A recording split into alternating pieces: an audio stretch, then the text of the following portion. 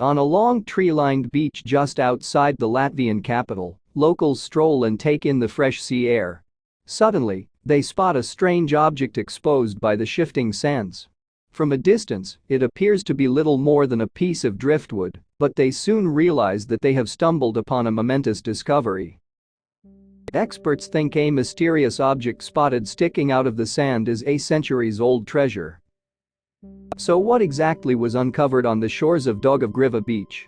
As archaeologists examined the historic find, they realized that there was much more lurking beneath the surface. And slowly, they began to uncover the full picture, revealing a secret that had remained hidden down through the generations. For perhaps roughly 200 years, this treasure had stayed buried just under the sand, invisible to the crowds that flocked here every summer. But now, thanks to this chance discovery, its story is finally beginning to unfold. With its roots in a country hundreds of miles away, the find has plenty to tell us about the seafaring communities of old. Located just a few miles north of the city of Riga on the shores of the Baltic Sea, Daugavgrīva beach is renowned as a peaceful, unspoiled place. And even in a country where summer temperatures seldom climb much above 80 degrees Fahrenheit, it provides a welcome respite for the inhabitants of the nearby metropolis.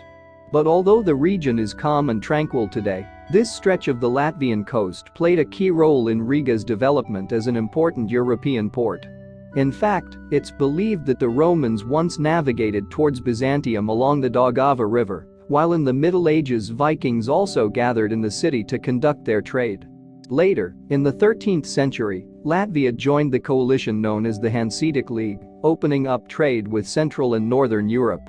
And over time, a large port grew first at Riga Lake and then, in the 15th century, at Daugava. By that point, the city was chiefly dealing with the transport of fish, salt, metal ores, and clothing materials and fabrics. As for politics, over the years, Riga passed through many different hands, coming under Polish, Swiss, and Soviet control at various points in time. And by the beginning of the 20th century, the city was the single most important timber port in the entire Russian Empire. Later, during World War I and again in World War II, the region was occupied by German forces, with the Baltic Sea becoming part of a battleground that stretched across the globe. Today Latvia is an independent country, and the free port of Riga is the jewel in its crown. Covering nearly 5,000 acres and stretching for about 9 miles in either direction from the mouth of the Daugava River, it processes about 70% of Latvia's total maritime freight. And since 2012 it has been the fourth busiest of all the cargo ports in the eastern Baltic. With all this maritime history and activity, then, it will come as no surprise to learn that the treasure discovered at Daugavgrīva beach has connections to the region's seafaring past. But experts believe that the mysterious artifact did not actually originate in Latvia at all. Instead, they have been looking for answers in the UK, located some 1,000 miles to the east. As with Latvia, the UK's history is intrinsically linked to its sailing fleets and prosperous ports. And ever since the Royal Navy was founded in England in 1546 during the reign of Henry VIII, it has boasted another string to its maritime bow. For hundreds of years, the seafaring arm of the United Kingdom's military was regarded as one of the most formidable in the world. From the mid-17th century onwards, the Royal Navy was matched only by the equally impressive Dutch and French fleets in terms of firepower and might. And by the following century it had become the most powerful maritime force on the planet, a status which it retained until the outbreak of World War II. It is this time period, it seems, to which experts have turned in the hopes of unraveling the mystery behind the Daugavgrīva discovery. During the 18th and 19th centuries, the Royal Navy consisted of a large fleet of ships, each rated into one of 6 categories, based on each ship's array of weaponry. At one end of the scale, according to the Royal Museum's Greenwich website, were the first-rate ships. These were 100-cannon behemoths that required crews of roughly 850 souls each. Meanwhile, at the other end were the 6th-rate frigates, carrying fewer than 30 guns and capable of sailing with just 150 men. Together, these vessels formed an adaptable and fearsome naval force whose influence reached around the globe. Over in Northern Europe, countries such as Latvia were certainly not immune to the might of this overseas power. And from 1658 onwards, the UK's Baltic fleet frequently assembled in the Baltic Sea, charged with advancing Royal Navy campaigns in the region. Initially comprising just 20 ships, the force increased in size as the region's geopolitical significance grew. Eventually, during the Crimean War, the Baltic fleet had grown to become the most powerful unit in the entire Royal Navy. But with the close of that conflict, the force was disbanded, its warships assigned to other locations. That was not the end, though, of British military activity in the region, and several naval campaigns have since played out in the same stretch of water. Might one of these British ships have sunk or foundered off the coast of Latvia, leaving treasure hidden beneath the sands of Daugavgrīva beach? After all, the wrecks of historic vessels are still being found around the world today, sometimes bearing artifacts that continue to wow experts hundreds of years down the line. Such discoveries, perhaps, might have been on the minds of the locals who first discovered an unusual object poking out of the sand on Daugavgrīva beach. According to a statement issued by the Free Port of Riga at the start of October 2021, they initially believed that they had stumbled upon a small section of ship washed up on the Latvian coast. After all, it's not unheard of for shifting geological and climatic conditions to reveal hidden secrets in regions such as Daugavgrīva beach. Speaking to the Russian news agency RUPTLY in October 2021, archaeologist Arturs Tomsons revealed, "These are very interesting processes when in one place the sand is washed up and in another place, it gets washed off. That is why sometimes miracles are discovered after 100 years," Dr. Tomsons continued. So what exactly had time and tide revealed at Daugavgrīva beach? Well, in the autumn of 2021, with support from Latvia's Nacionālais Kultūras Pārvalde (NKMP), or State Inspection for Heritage Protection, authorities began to investigate the find. And what they found has sparked interest around the world. As excavators moved to clear debris from the surface of the artifact, they discovered that the visible section was merely a small part of a much larger discovery. And as the hole they were making the sand grew and grew, it revealed a vast section of wooden ship hidden beneath. Everything went smoothly, but the further we dug, the clearer it became, the official statement continued. The find was significantly greater than any of us could have suspected. In fact, the section of ship ended up measuring almost 40 feet long by 13 feet across, an impressive discovery by any measure. Currently, experts are certain of relatively little about the wreck, which somehow found its way beneath the sands of Daugavgrīva beach. But given that it is composed of oak beams and copper nails, they have been able to make an educated guess.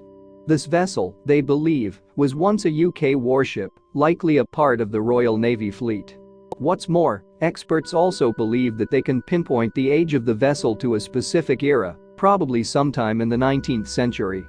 Which means, of course, that the wreck is between 150 and 200 years old and may have formed part of Britain's famed Baltic fleet. But how exactly were they able to learn so much from little more than a weathered wooden hull? As it turns out, it was common practice for UK vessels to be made from oak until around the mid-19th century, when metal took over as the shipbuilding material of choice. Similarly, the copper nails discovered on the Daugavgrīva wreck also point to an origin somewhere in the United Kingdom. According to a spokesman from the Latvia National Cultural Heritage Board, the presence of the nails likely implies that copper plates were used to clad the outside of the hull. And this practice, it turns out, was once common for British ships, especially merchant vessels that traveled long distances, as well as those engaged in war. Copper plating of underwater parts of ships was started by the British in the late 18th century, so this wreck probably dates back to the 19th century, the spokesman explained. It has likely sailed not only through the Baltic and North Seas, but also on further voyages to the tropics. But what exactly was it doing off Daugavgrīva beach, many hundreds of miles from home? While the wreckage found near Riga could conceivably belong to a British merchant vessel, experts believe that they are looking at the remains of a Royal Navy warship. After all, it was not uncommon for such vessels to make their way east to the Baltic Sea, engaging in conflicts such as the Napoleonic and Crimean Wars. Was this unfortunate vessel lost while patrolling the Baltic Sea, forgotten only to re-emerge 2 centuries down the line? While the whole truth might never be known, Officials are excited by the prospect of exploring the wreck even further. In fact, they believe that this staggering find could be just the beginning. Most likely under the sand lies probably as much and even more, the official statement explained. Maybe even a whole ship. But unfortunately, according to the Latvian authorities, it's not simply a case of digging a little deeper. And so far, excavating the wreck in its entirety has proved problematic.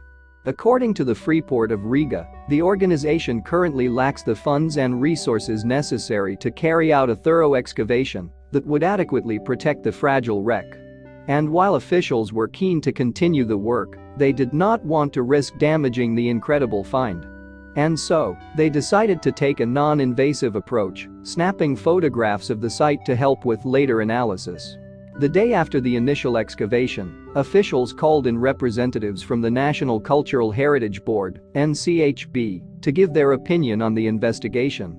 And eventually, it was decided that the best way to preserve the wreck was to rebury it in the sand. In this way, it will remain protected until the authorities are able to carry out an appropriate survey. Finding such a large piece of shipwreck on the coast is a rare occurrence, and its preservation and exposure for future generations is a difficult task, archaeologist Jan Meinertz explained in the NCHB statement. Until the available resources are not consciously known, the worst thing would be to act recklessly and rush the removal work. With excavations at a standstill for now, the remains have been given newly discovered cultural monument status, a legal classification that will safeguard them from any outside interference for a 6-month period. After this, if the site is deemed of sufficient interest, it may be added to Latvia's list of state-protected cultural monuments, ensuring its preservation for posterity. Meanwhile, those interested in the wreck will have to wait for the right funding and resources to materialize before they can find out the extent of these historic remains. But that doesn't mean that research on the British vessel has been abandoned completely. Thanks to the latest technology, experts will be able to delve a little deeper without putting the fragile timbers at risk. Using ground-penetrating radar, researchers hope to learn more about the remains that are still, at time of writing, obscured under layers of sand. And at the same time, archaeologists from the NCHB have created a 3D model that will allow experts to accurately plan any future excavations. In a series of comments on the Freeport of Riga Facebook page, history enthusiasts have expressed their excitement over the historic discovery. 1. Martin Salters wrote, "This really looks like a unique find. And who knows what else might be down there." Another, J. Niskramp Plustis joked, "The Vikings are striking again." Elsewhere, others pointed out that discoveries such as this one only serve to highlight the fact that Latvia should have its own maritime museum. Certainly, other cities on the shores of the Baltic Sea, such as Stockholm and Sweden, operate facilities that celebrate the underwater heritage of this historic region. Now, with the discovery of this British warship, might Riga join their ranks? For many people, the discovery on Daugavgriva beach will bring to mind another historic wreck pulled from the waters of the Baltic Sea, this time in the early 1960s. Back in the 17th century, a great warship, known as the Vasa, was constructed for the Swedish Navy. Having recently risen to become the dominant power in the Baltic region, the country required a suitable fleet to advance its interests at sea. Tragically, in 1628 the Vasa foundered less than a mile into its maiden voyage, sinking just off the coast of Stockholm. And there it remained until the 1950s, when an amateur archaeologist began searching for preserved wrecks in the cold waters of the Baltic Sea. After he located the vessel near the island of Beckholmen, the Swedish authorities arranged an elaborate salvage operation. On April 24, 1961, the world watched as the wreck of the Vasa emerged from the ocean at last. And it has been regarded as an icon ever since, not to mention one of Sweden's top tourist attractions. Could the remains of this as yet unidentified British warship do the same for Riga and Daugavgriva beach, drawing millions of visitors to gaze upon its ancient timbers in awe? Thanks for watching, and don't forget to like and subscribe.